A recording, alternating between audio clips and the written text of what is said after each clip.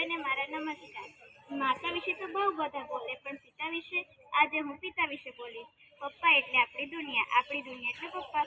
પુરાણો શાસ્ત્રોમાં કહેવામાં આવ્યું છે કે પિતૃ દેવો ભવઃ, એટલે કે પિતાને દેવ સમાન ગણવામાં આવ્યા છે. પણ હું મારા પિતાને ઈશ્વર સમાન માનું છું.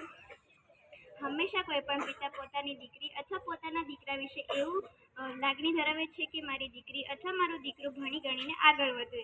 જ્યારે પિતા આપણને વઢે અથવા ગુસ્સે થાય ત્યારે આપણને નથી ગમતું, પણ ત્યારે આપણે એવું સમજવું જોઈએ કે પિતા આપણા ભલા માટે અને આપણા માટે જ કંઈક કરી રહ્યા છે.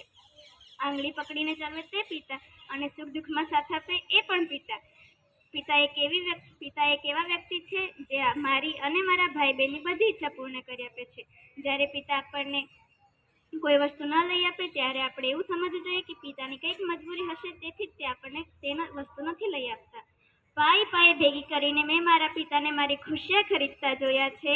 પાઈ પાઈ ભેગી કરીને મેં મારા પિતાને મારી ખુશિયા ખરીદતા જોયા છે. મેં મારા પિતાને ઈશ્વર સ્વરૂપમાં જોયા છે.